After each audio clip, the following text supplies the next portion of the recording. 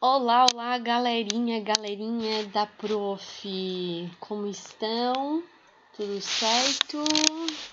Mais uma aulinha de ciências e hoje tem uma novidade incrível para vocês. Hoje a gente finaliza a nossa apostila de ciências. Olha que incrível! Semana que vem a gente já tem a apostila nova. Eu tenho que avisar então o papai, a mamãe, a vovó que a gente vai precisar da apostila nova. Então tem que ir lá na escola, nos dias em que a escola está aberta, tá? E pedir pro Paulo, né? Chegar lá e pedir pro Paulo a nova apostila, a segunda apostila do terceiro ano. E aí ele já vai entregar para vocês aquela apostila novinha, com cheirinho de novo. Né? Aquela apostila incrível, aonde a gente adora. A Prof vai abrir agora a apostila da Prof. Vocês já podem abrir a apostila de vocês deixa eu ver aqui, na página 23. Página 23 de ciências. Não é essa aqui ainda. Senão eu vou abrir a do professor e a do professor tem respostas. Não pode, né, dar as respostas. Não tá abrindo. Tem que ser a primeira. Então, vocês já vão abrindo aí. Ciências, página 23. Enquanto isso, vamos conversando sobre os nossos conteúdos que a gente já viu. Nós vimos na última aula a geosfera, né, que são as camadas da Terra. E a gente encontrou a crosta terrestre, que é onde nós estamos, né?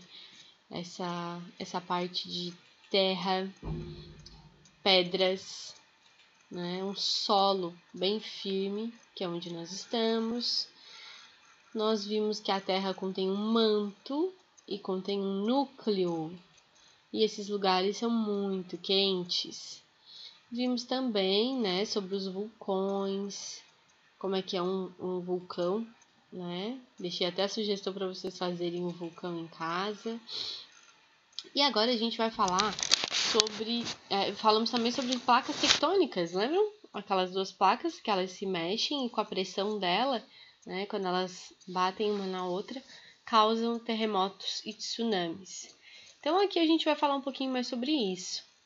Então, os terremotos, lá na página 23, são tremores causados pela movimentação das placas tectônicas. Esse movimento provoca os abalos. Abalos quer dizer quando treme e aí ele abala a estrutura da Terra. Em termos de intensidade, os terremotos são medidos em um índice chamado de escala Richter, que vai de 1 para os mais fracos a 10 para os mais fortes. Então, o nome dessa escala é escala Richter. A escala Richter mede, né, a intensidade dele. Se os tremores foram fracos, 1, 2, 3, começam a ficar médios, né, 4, 5, 6, até os tremores de terra mais intensos, que vai 7, 8, 9, até 10. Aí ele é bem intenso. Então aqui a gente tem uma estrada destruída por um terremoto, o terremoto Kaikoura, na Nova Zelândia, no ano de 2016. Então as placas tectônicas lá embaixo se moveram com a pressão delas, com a pressão das duas placas, né, causou um tremor de terra. E ao causar esse tremor de terra, né, abriu, ela bateu e saiu. Então ela abriu essa fenda aqui, esse buraco, né, na estrada. E aqui o tsunami. Lembra que a prof falou do tsunami no Japão? Então, isso aqui, ó. Então, tsunami é uma palavra de origem japonesa. Tsu, que é porto, e nami, onda, que significa onda de porto. Os tsunamis são ondas gigantes que se formam a partir do encontro das placas tectônicas.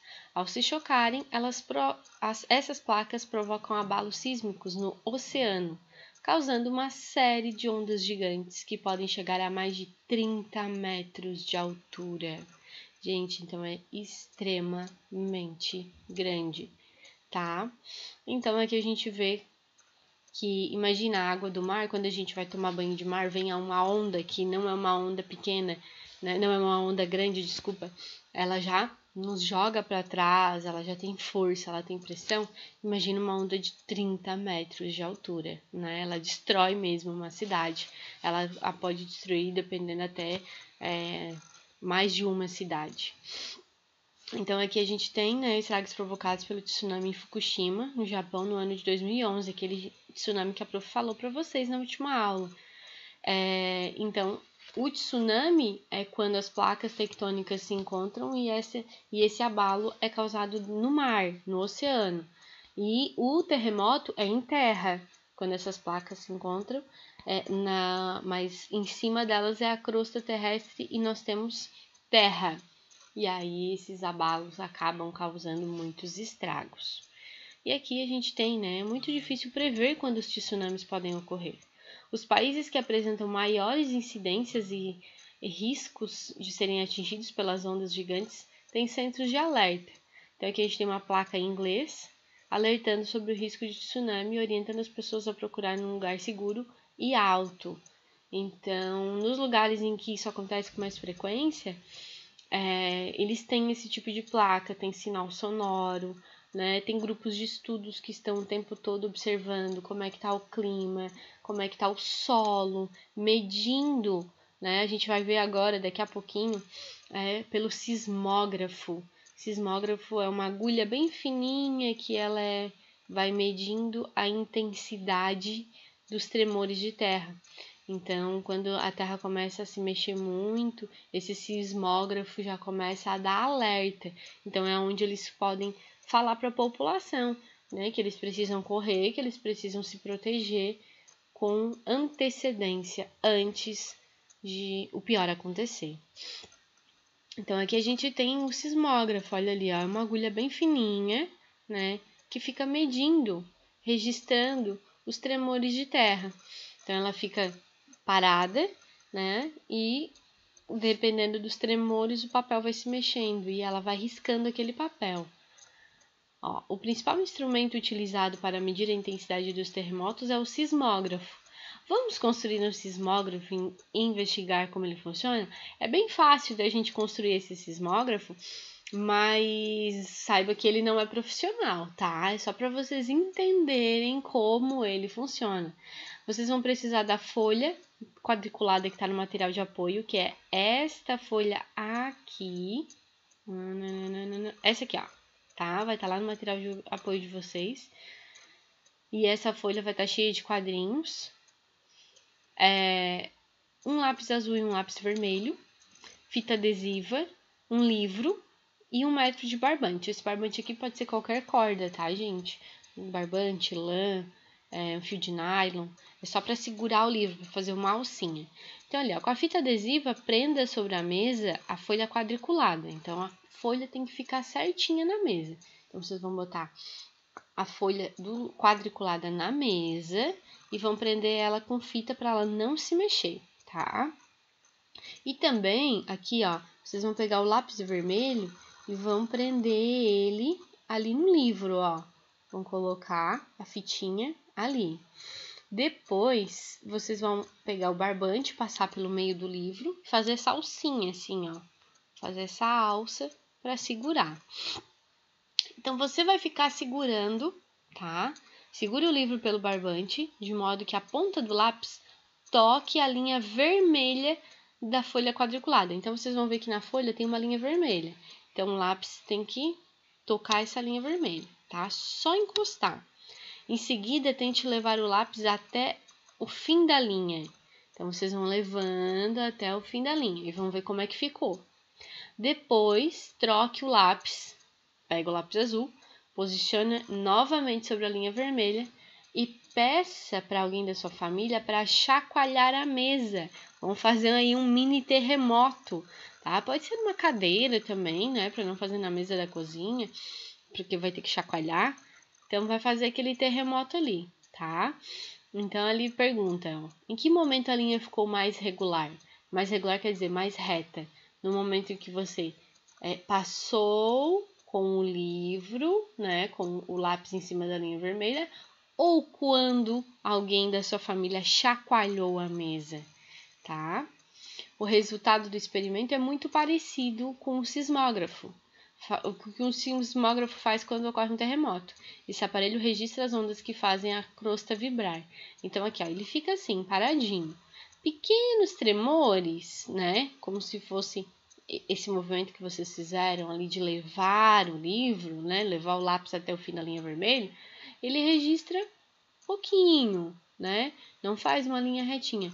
Mas quando tem grandes movimentos, como um tsunami ou um terremoto, aí ele risca com muita força e faz riscos muito longos, né?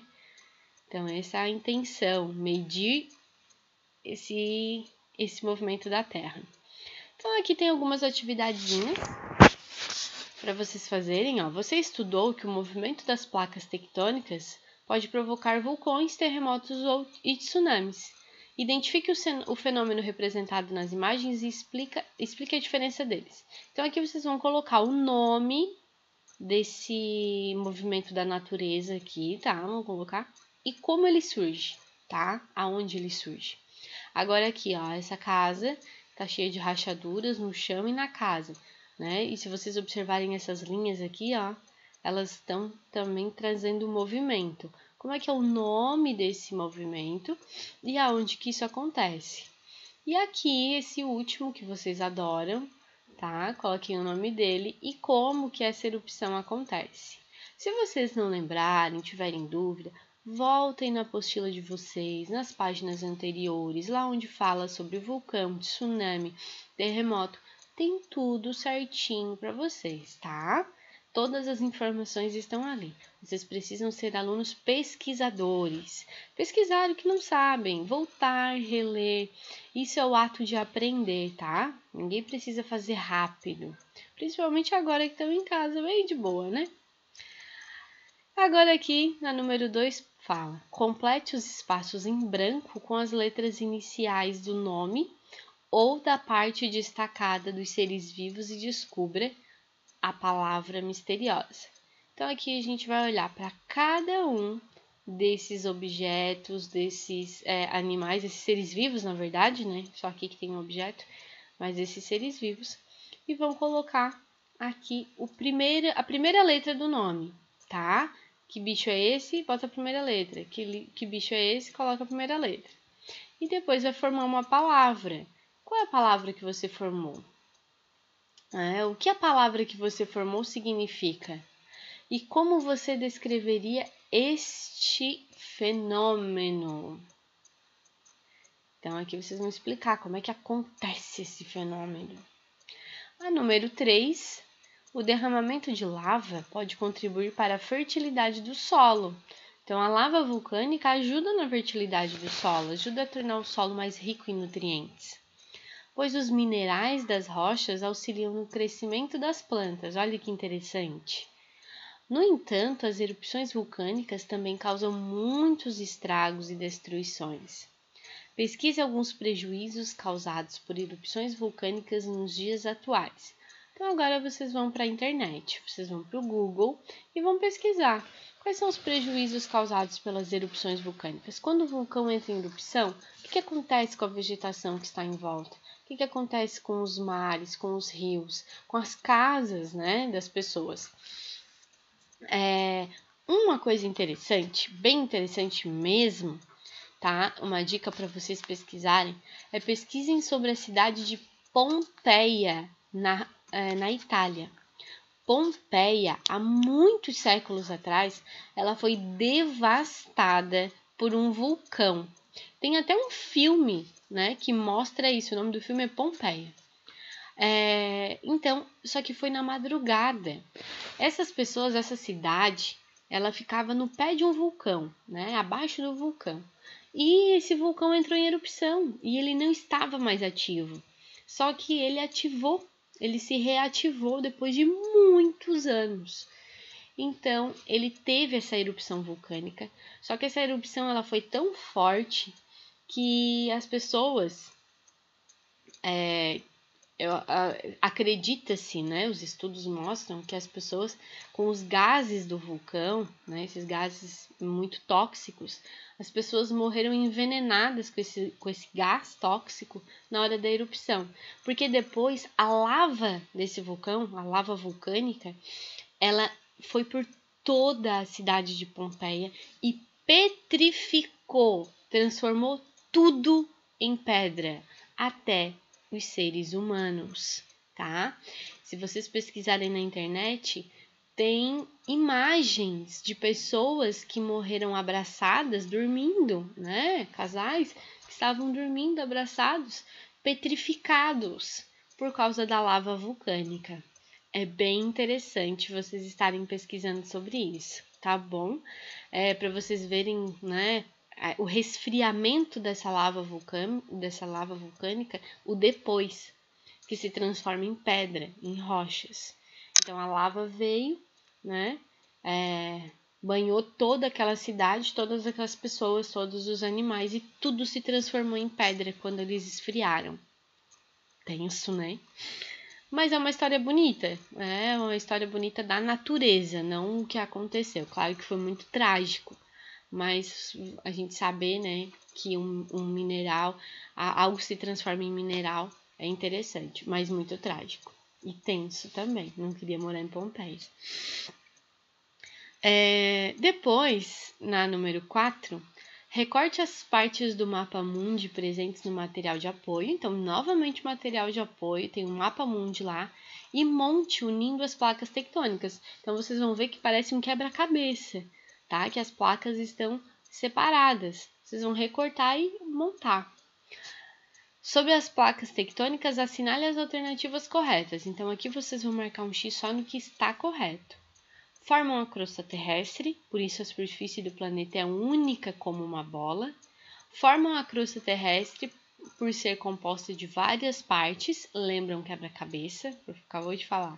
Estão em constante movimento, não se movimentam, por isso a superfície do planeta não muda, tá? Prestem atenção aí que tem umas pegadinhas. O encontro entre as placas tectônicas marca regiões em que ocorrem mais terremotos e vulcões. Analise os dois países indicados no mapa mundi, Brasil e Chile, e responda: em qual deles esses fenômenos têm mais chances de acontecer, e justifique sua resposta. Você vai ver qual dos dois países, Brasil ou Chile, está mais próximo de duas placas tectônicas juntas, né? Lembrando que as placas tectônicas batem quando elas estão separadas, então elas vão lá e... Então, um desses dois países tem duas placas tectônicas que estão bem pertinho. Qual dos dois países tem mais chances de acontecer vulcões e terremotos? Circule outra região em que pode ocorrer terremotos e vulcões. Então, consulta aí nesse mapa qualquer região do mundo em que duas placas tectônicas estejam bem próximas e que tenham países próximos também, tá? Então, ali, e descubra quais países estão localizados nessa região. Por exemplo, se vocês pegarem lá o continente europeu, onde tem Portugal, Espanha, então vocês dão uma olhadinha. Quais são os países que estão próximos dali, né? Se tiver alguma placa tectônica próxima uma da outra, que pode acontecer um terremoto, que pode acontecer um tsunami. E aí vocês acabam a apostila de ciências, a primeira apostila de ciências de vocês desse novo período, né? Esse novo ano trabalhando com a apostila. Lembrando que são 4 apostilas no ano. Então, a gente finaliza essa de ciências. Daqui a pouco a gente já vai estar finalizando as próximas, né? Geografia, português. Português e matemática são as duas que são mais longas, mas a gente já vai finalizando. E já a gente tá só na número 2, tá? Um grande beijo para vocês, boas atividades. E não esqueçam de pesquisar sobre Pompeia, vocês vão gostar bastante, tá bom? Um grande beijo e até a próxima aula.